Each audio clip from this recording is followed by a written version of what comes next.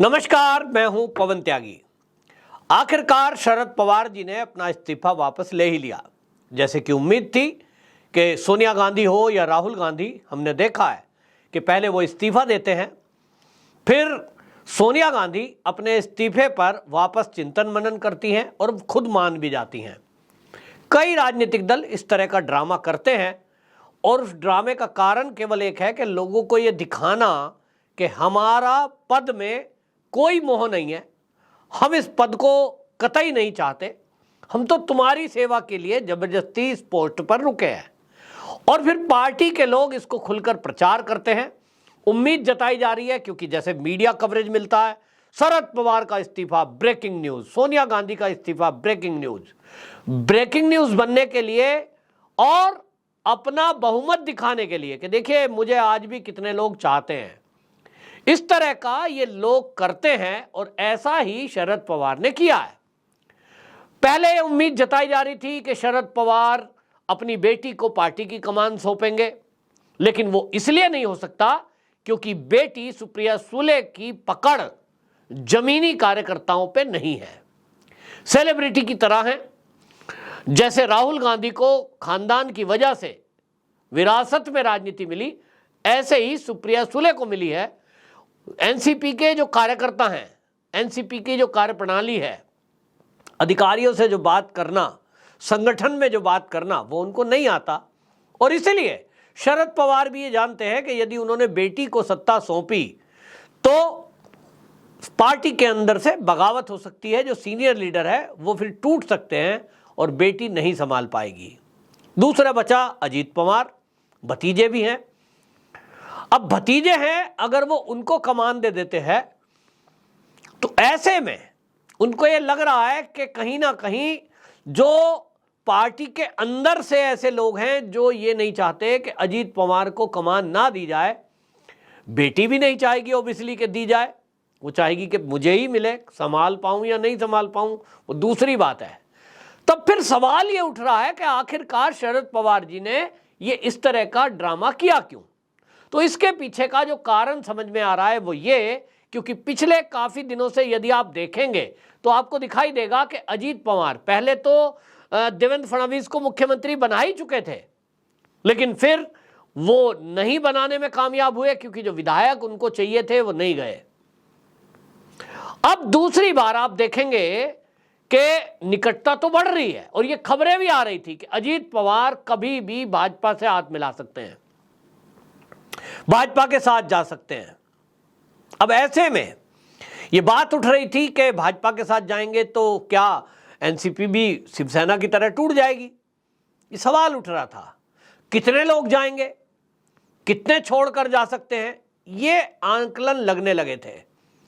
लेकिन इसमें शरद पवार के रहते अजीत पवार को सफलता नहीं मिलेगी, ये पहले से माना जा रहा था। और इसीलिए अजीत पवार ये जा तो सकते हैं क्योंकि भाई उप मुख्यमंत्री बनने का मौका उनको बीजेपी के साथ जाने से मिल सकता है। लेकिन यहां मामला यह है कि किस तरह से जो केस चल रहे हैं इनके ऊपर, और आपने देखा कि पिछली बार जब देवेंद्र फडणवीस को मुख्यमंत्री बनाया, इनके ऊपर जो केस चल रहे थे वो सारे केस खत्म हुए। तो भारतीय जनता पार्टी इस बार ऐसा कोई रिस्क नहीं लेगी कि अजीत पवार से कोई सौदा करके, और इनके जो नेताओं के ऊपर केस चल रहे हैं उसमें नवाब मलिक भी है, उसमें अनिल देशमुख भी है, और अजीत पवार भी अभी दायरे से बाहर नहीं आए हैं। भाई दूसरी बार में भारतीय जनता पार्टी ऐसी गलती कैसे कर सकती है? जो धोखा पहले उनके साथ हुआ कि अजीत पवार ने अपने ऊपर से केस वापस लिए, क्लीन चिट ली और सरकार गई, पहले ही दिन ये निर्णय करा लिए थे, तो उसी समय ये चीजें दिख रही थी। तो एक बात तो आज साफ हो रही है कि शरद पवार के इशारे पे ही, शरद पवार के कहने पे ही अजीत पवार भाजपा के साथ गए। और इसलिए उन्होंने इस्तीफे देने के बाद पत्रकार वार्ता में भी ये कहा, और उन्होंने इसका ठीकरा किसके सर फोड़ा? तो कांग्रेस के। हाँ, मुझे पता है अजीत पवार भाजपा के साथ गया, उस टाइम मजबूरी थी क्योंकि कांग्रेस के लोग ठीक से काम नहीं कर रहे थे, ठीक से बात नहीं कर रहे थे। ये नहीं कहा कि मेरे भतीजे की गलती है। इसका मतलब शरद पवार की सह पर यह हुआ। अब भतीजे चाचा हैं, मिलकर के कहा होगा कि भाई मुख्यमंत्री बना दो देवेंद्र फडणवीस को, अपनी कंडीशन रख दो, केस वापस होंगे, क्लीन चिट होगी और सरकार तो गिरना तय ही है। कुल मिलाकर भाजपा की उसमें बहुत किरकिरी हुई थी। तो ऐसा रिस्क भाजपा दोबारा नहीं उठाएगी। लेकिन भारतीय जनता पार्टी की एक मजबूरी यहां यह दिख रही है कि वो जो विधायकों को लेकर, योग्यता को लेकर उनकी जो कोर्ट में केस चल रहा है, लोग कह रहे हैं हो सकता है एकनाथ शिंदे भी अयोग्य घोषित हो जाए, फिर क्या होगा, फिर तो सरकार गिरेगी ही, फिर भाजपा को कुछ विधायकों की जरूरत। अब आपको मैं बता दूं, जो कानून के जानकार हैं वो ये कहते हैं कि जो विधायकों की योग्यता का मामला है वो कोर्ट निर्णय नहीं करेगा उस मामले में। पहले भी कई मामलों में ऐसा हुआ है कि सुप्रीम कोर्ट ने सीधा सीधा कहा कि यह मामला विधानसभा के अध्यक्ष का है, वो स्पीकर तय करेगा कि विधायक मान्य है या नहीं। ये सुप्रीम कोर्ट का मामला बनता ही नहीं है। किसी ने उठा के सुप्रीम कोर्ट में डाल दिया तो सुप्रीम कोर्ट सुनेगा। और सुप्रीम कोर्ट ने पहले भी, आप देख लीजिए, उद्धव ठाकरे ने जब ये केस किया था कि भैया हमें निशान पार्टी का और पार्टी का नाम, ये हमारा हक है, उस पर भी उनका क्या कहना था, भाई इस पर तो चुनाव आयोग फैसला करेगा, हम इस पर निर्णय कैसे करेंगे। ठीक इसी तरह योग्यता की जब बात आएगी विधायकों की, तो निश्चित जानिए कि एकनाथ शिंदे अयोग्य घोषित नहीं होंगे और यह सरकार ऐसे ही चलती रहेगी। तब फिर शरद पवार जी ने यह क्यों किया? केवल और केवल इसलिए किया क्योंकि वो ये दिखाना चाहते थे कि देखिए मैं तो पद पर कभी बना नहीं रह सकता। अजीत पवार को भी ये दिखाने के लिए था कि देखिए ज्यादातर लोग अभी भी मेरे साथ हैं, जो मुझे चाहते हैं। तुम जो सोच रहे हो यदि कि तुम तोड़ के पार्टी को कहीं अलग हो जाओगे और इसका हाल शिवसेना जैसा कर पाओगे, वैसा नहीं है। पार्टी के अधिकांश लोग अभी भी मेरे साथ हैं, सांसद मेरे साथ, विधायक मेरे साथ, पदाधिकारी मेरे साथ है।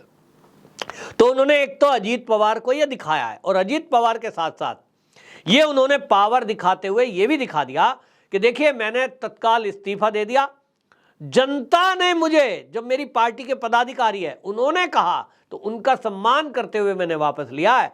मेरी इच्छा नहीं थी इस पोस्ट पे बने रहने की।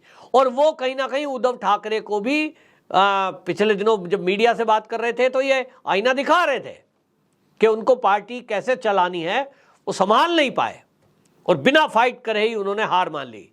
यानी वो बता रहे थे कैसे टैकल किया जाता है। ऐसे करो भाई कि अगर आपके खिलाफ कुछ लोग उठ रहे थे तो वो उद्धव ठाकरे को बिना नाम लिए कहना चाह रहे हैं कि तुमको भी पार्टी से इस्तीफा दे देना था। पार्टी के पदाधिकारी और नेता लोग तय करते। लेकिन कुल मिलाकर इस सारे खेल में एक बात साफ है कि अपने को मजबूत लीडर दिखाना, कि आज भी शरद पवार जो एनसीपी के पार्टी के अंदर नेता हैं उनकी पहली पसंद है और मजबूत लीडर हैं। अभी भी उन्होंने ये सिद्ध करने के लिए ये इस्तीफा दिया, इस्तीफा वापस हो गया, सारे कार्यकर्ताओं के बयान आ गए, सबके शॉर्ट भाषण हो गए और सबने कह दिया जी हम आप ही को नेता मानते हैं। ये बाकी देश को उन्होंने बता दिया कि मेरी पार्टी में स्थिति आज कितनी मजबूत है। और जो लोग ये हवा चला रहे थे कि अजीत पवार पार्टी को तोड़ देगा, पार्टी के दो टुकड़े हो जाएंगे, उद्धव ठाकरे की तरह निशान भी ले लेगा, ये नहीं होने का है। एनसीपी में कम से कम शरद पवार के होते हुए ये नहीं होगा। दूसरा, उन्होंने ये भी दिखा दिया कि जो लोग उनकी बेटी को लेकर ये चर्चा चला रहे थे कि शरद पवार अब बेटी को शायद कमान देना चाहते हैं, उनकी उम्र हो गई है, ये हो गया वो हो गया, तो वो बेटी को भी नहीं देंगे। बेटी को देने का मतलब तो सीधा सीधा समझ लीजिए कि दो टुकड़े होना ही है, क्योंकि बेटी के पास वो ना तो अनुभव है, जैसा मैंने कहा, ना कार्यकर्ताओं तक पकड़ है, तो वो ये गलती कभी नहीं करेंगे। हाँ, जीते जी अपने पास पद रखेंगे, उसके बाद अगला कौन होगा ये पार्टी की कार्यकारिणी, पार्टी के पदाधिकारी और पार्टी के विधायक सांसद मिलकर तय करेंगे कि वो अगला अजीत पवार होंगे या कोई अंदर से और लीडर आएगा। ये शरद पवार ने कार्यकारिणी पर और अपने कार्यकर्ताओं पर छोड़ा है कि वो अगला नेता किसे चुनते हैं। ये बयान उन्होंने मीडिया में बाकायदा दिया है। उनसे पूछा गया कि अब अगला वारिस कौन, ये विरासत किसके पास रहेगी, तो उन्होंने कहा ये पार्टी के पदाधिकारी तय करेंगे कौन होगा।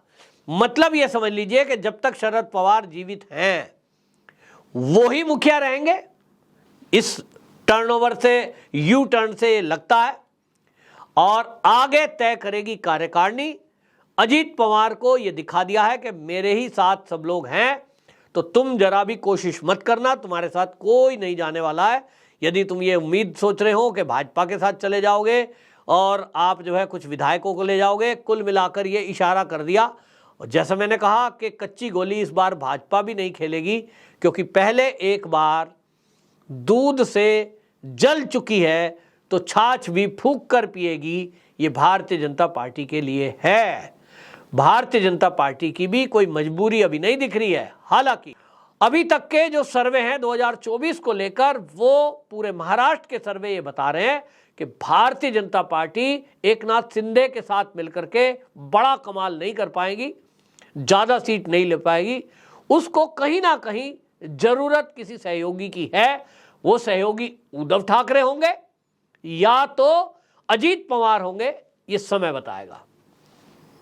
वंदे मातरम।